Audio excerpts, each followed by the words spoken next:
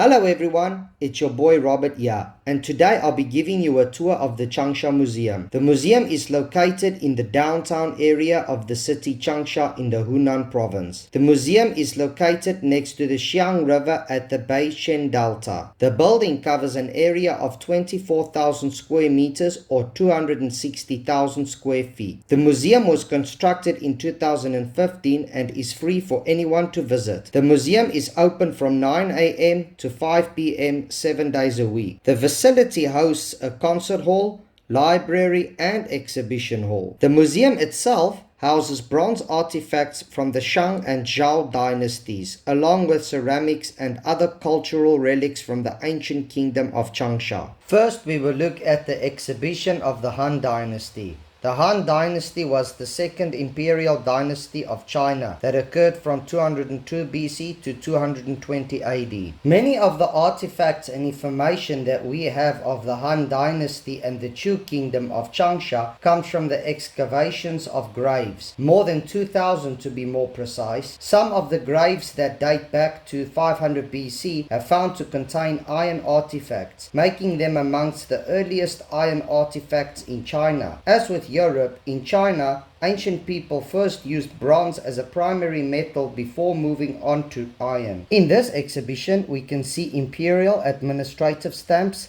clay figurines, metal crossbow parts, spearheads, swords, bronze mirror discs, metal plow tips for farming, scrolls, clay pottery, bronze vases and utensils, and even the occasional rare gold artifact.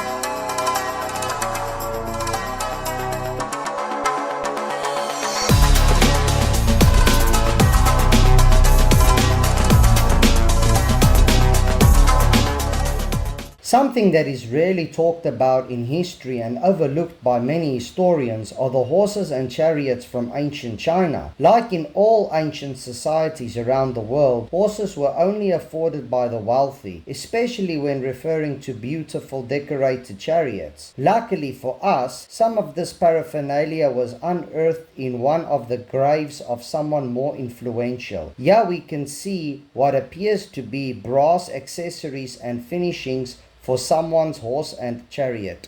One could say that China and India is the home of martial arts and the study of the so-called qi energy in the body. It comes to no surprise that countless ancient manuscripts depict this wonderful and interesting discipline. These manuscripts were first made from bamboo strips and silk cloth. Later, paper was used. Modern paper as we know it today was invented during the Eastern Han Empire around 2,000 years ago and was first used by Kai Lun, who was a court official.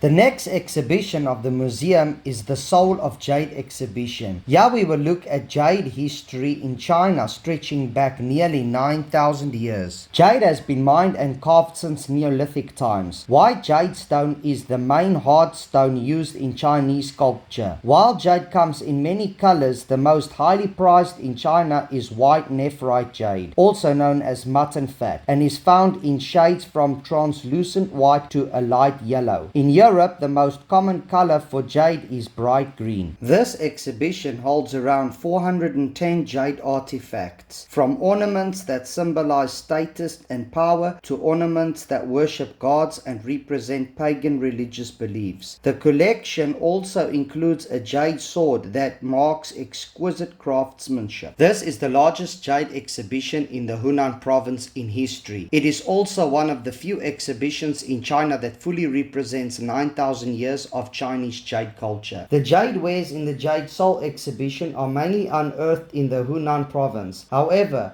Since there are few jade wares unearthed in Hunan from the Xia, Western Zhou and Spring and Autumn periods, it is necessary to rely on the jade wares unearthed in other areas to fully present the history of the Chinese jade culture. Therefore, this exhibition is jointly organized by 8 cultural and expo institutions inside and outside the province. The jade exhibitions held in China in the past basically focused on displaying jades from a certain period of time. Most of the jade exhibitions in the history of dating were presented, and these exhibitions were rarely presented from the perspective of the cultural connotation and social value of jades. The curator of the museum, Yu Yanqiao, said, "In China, there are many kinds of material culture. For example, material culture represented by bronzeware and lacquerware once flourished in a certain stage of Chinese history and later ceased to be the mainstream. However, only jade culture is a material culture that has survived from its appearance to the present. Jade culture can be said to be the only material culture that has never been interrupted in China."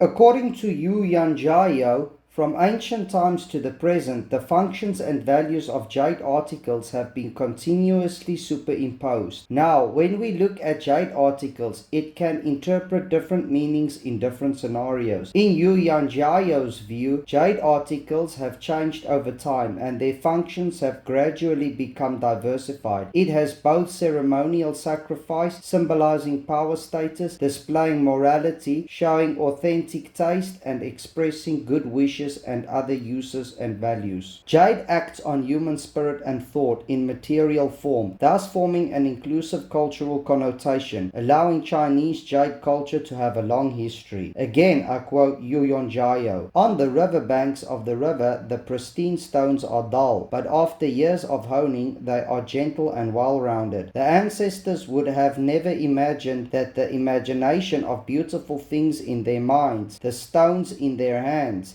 that was first used to make tools, would be constantly used for making tools. Descendants have deduced and polished it, and in the 10,000 years of tempering, it has blossomed into the brilliance of future generations, becoming the carrier of Chinese culture, telling the inclusiveness of Chinese civilization, and constantly writing the spirit of the times that keeps pace with the times." Viewing the jade at the Changsha Museum and researching the jade to make this video really opened my eyes and made me appreciate the value of jade in Chinese culture.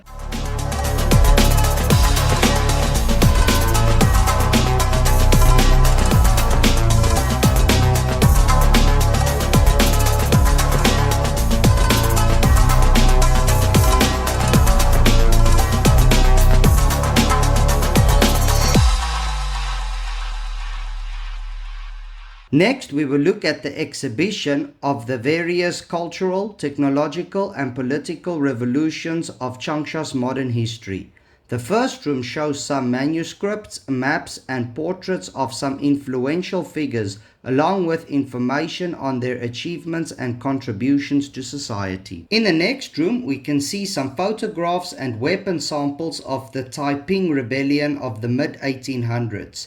There is also a photograph and information on the Tanshin Pavilion, which still stands in the downtown area of Changsha today. The Tanshin Pavilion is a testament to Changsha's resilience and is considered by most the granddaddy of buildings in Changsha. I've made a video dedicated to this building, so please feel free to check it out. In the late 19th century, China was defeated in the Sino-Japanese War, thus deepening the national crisis. A political reform sprung up in the Qing government, which focused on learning from Western science and culture, reforming political and educational systems, as well as developing agricultural industry and commerce. During the 100 Days Reform, the Shiwu Academy, Shangzhou newspaper, Xiang newspaper, and Nangzhou Society were founded in Changsha. In the meantime, Western knowledge and propositions of reform were widely spread not only in Changsha but also in the entire Hunan province. Hunan was thus reputed as the most vital province in China. For many of you who don't know, Mao Zedong, the founding father of the CCP, was born in Shantung City, not far from Changsha, and attended university in Changsha. Changsha was also one of the cities where the National Revolutionary Army started to push back the Japanese forces. Unfortunately, the People's Liberation Army and the Chinese Red Army were preoccupied elsewhere. Here you can see a crude cannon made from wood that was used sometime during the 20th century. In 1937, the city of Nanking fell to the Japanese. The Japanese forces forged on as the imperialist army attempted to capture the very important city of Wuhan. After Nanking, Wuhan's value increased greatly because of the political, economic, and military components that the city now housed. The Chinese were dead set on protecting the city, but unsuccessful against putting a halt to the Japanese army. This led the Chinese government to move further into the interior and relocate to Chongqing. Feeling confident about all their success, the Japanese army moved into Changsha. To their surprise, the Chinese forces were able to surround and defeat them in a battle that was hard fought and that experienced thousands of casualties. At the end of this exhibition, we can see some weapons that were used by the Chinese and Japanese soldiers.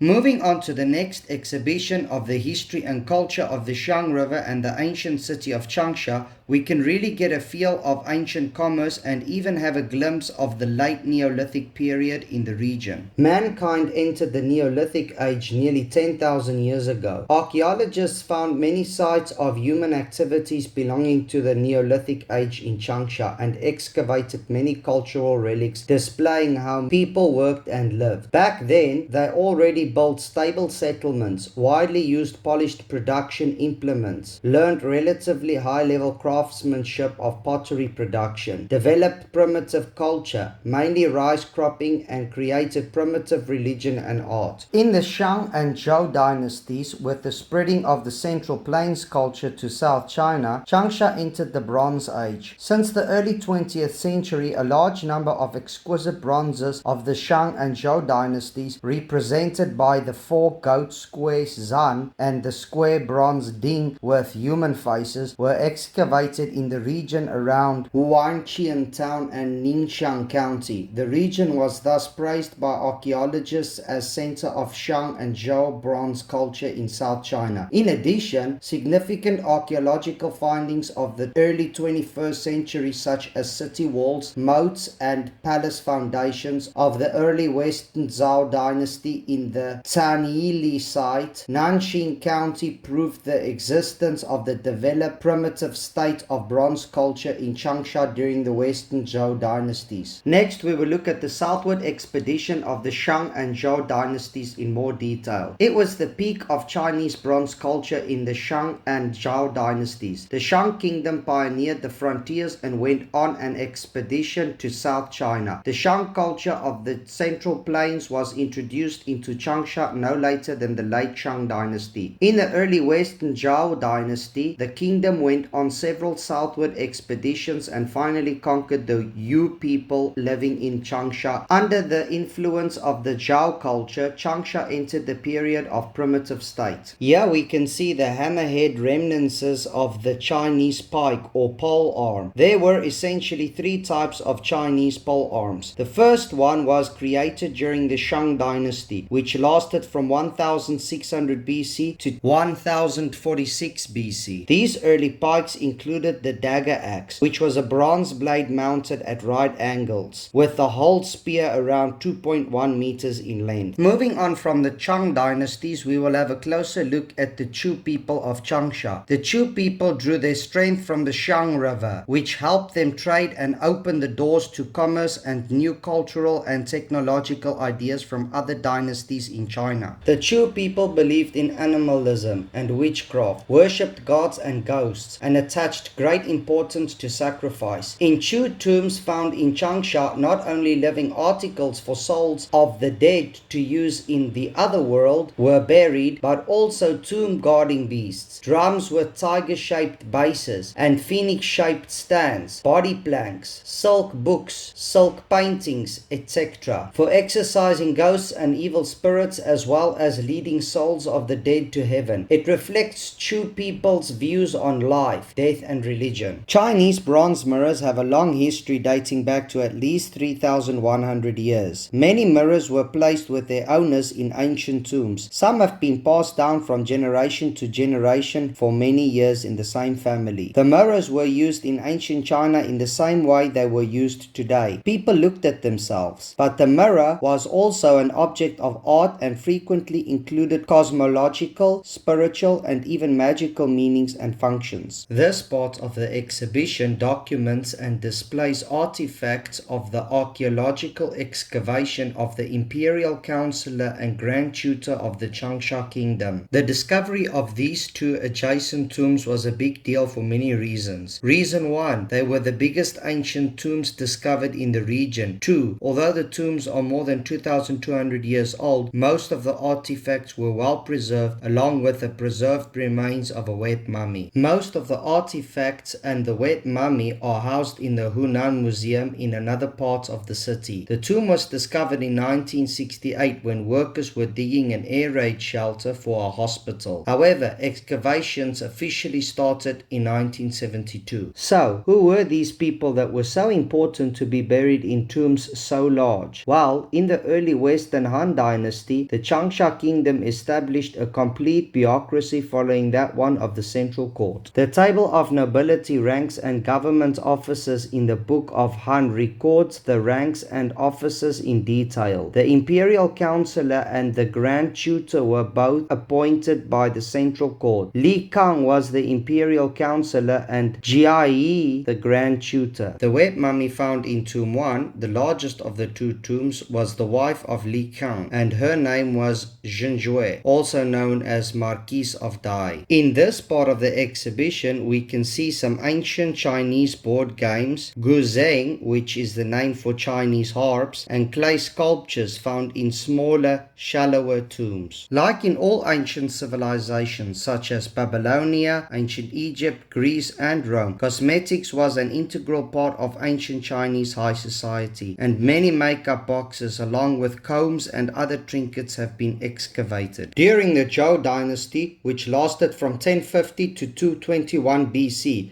a new era in Chinese makeup history emerged. Eyebrow makeup, lip makeup, face makeup, and a series of cosmetics such as makeup powder, facial cream, lip gloss, and fragrance became a trend during the time. Generally, the makeup style of the Zhou dynasty was relatively simple and elegant with black and white, so this era is known as the plain makeup era. Chinese pottery, also called Chinese ceramics and porcelain, are objects made of clay and hardened by heat. Nowhere in the world has pottery assumed such importance as in China, and the influence of Chinese porcelain on later European pottery has been profound. The earliest evidence of art in any form in ancient China consists of crude cord-marked pottery and artifacts decorated with geometric designs found in Mesolithic sites in northern China and in the Guangdong, Guangxi regions. The dating of prehistoric culture in China is still very uncertain and debated, but this material is probably at least 8,000 to 10,000 years old. The art of the Neolithic period represents a considerable advance. Painted pottery or Yangshu culture named after the first Neolithic site discovered in 1920, had its center around the eastern bend of the Yuang-Yi near the Yellow River, and it is now known to have extended across northern China and up into Guangxu province. Yangshu pottery consists chiefly of full-bodied fernery storage jars made by the coiling or ring method. They are decorated generally on the upper half only, with a rich variety of geometric designs, whorls, velours, and sawtooth patterns executed in black and red pigment with sweeping rhythmic brushwork that foreshadows the free brush painting and historical methods. The last part of the tour finishes off with the Chu kingdom of Changsha that was founded when Emperor Gaozhou of the Han dynasty granted the territory to his follower Wu Rui around 202 BC. Agriculture in Changsha included a wide range of crops and animal species. Rice, the staple food in Changsha, was cultivated with a diverse range of varieties, while wheat, barley, foxtail, millet, beans, and hemp were also grown, as evidenced by seeds unearthed from tombs. Fish farming and animal husbandry provided non-staple food for the population. With the production of food, manufacturing crops, and the production of clay, the Chu kingdom of Changsha flourished thanks to its access to the Shang River and the leadership of competent heads of state. After living in Changsha for 4 years now, visiting the museums and researching the history and culture made me realize how little we know of our history and reminds us how much we have lost. But there is a glimmer of hope of what exciting archaeological sites lay in waiting to be discovered to open another window into history for us to peek. That's all from me. Thanks for watching.